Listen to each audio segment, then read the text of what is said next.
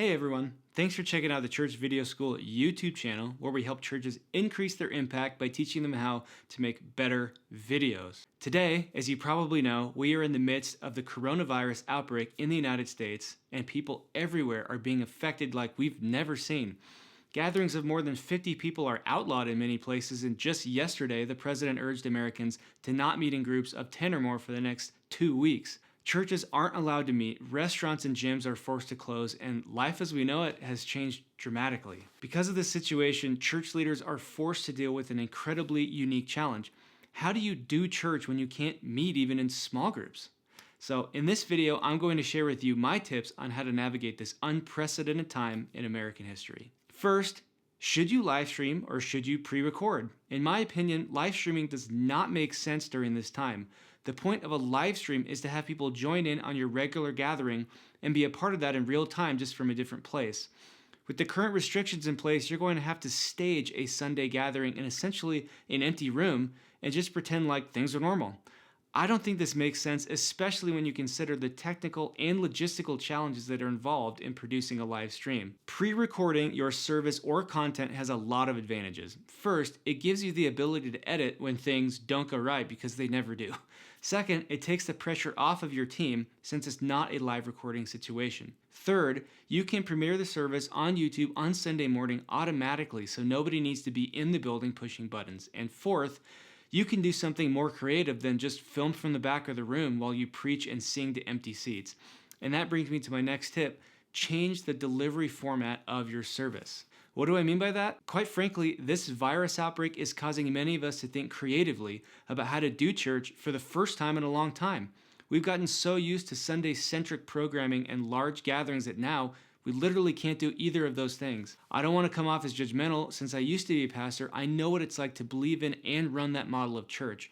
But I believe that if you can't think outside the box during this situation, and your only thought is to just do full-on Sunday services for a room of empty chairs and a couple cameras, you're missing the big picture. We have got to think and adapt about what is right for what people need right now and the best way to get that to them. When we break down our church ministry into elements, you've essentially got music, teaching, programs, and community. What can you do when you can't meet in person? Can you do music? Sure. It just needs to be done different. Can you do community? Sure, but it's going to look a lot different. And can you do teaching? Absolutely. But again, it's got to look different.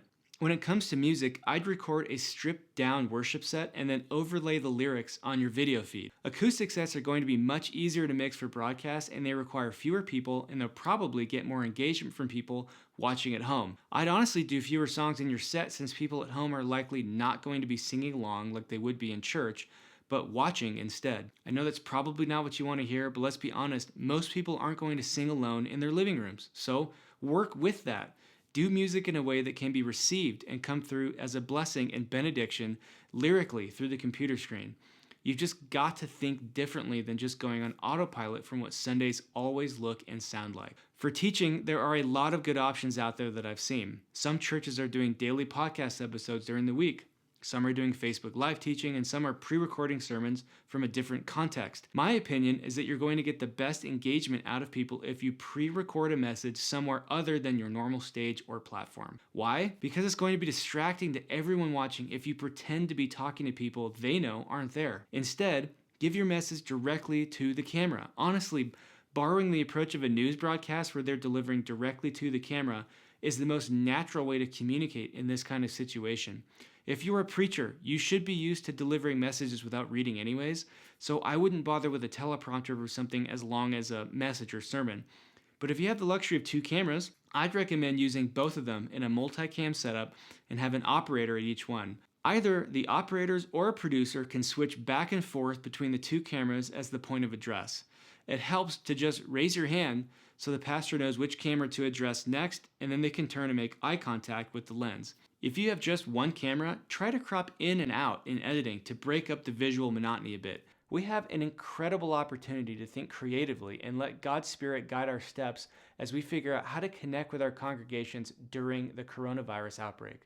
There are way more good ideas out there than I can think of for this video, and if you have one, make sure you share it below or in the Church Video School Facebook group.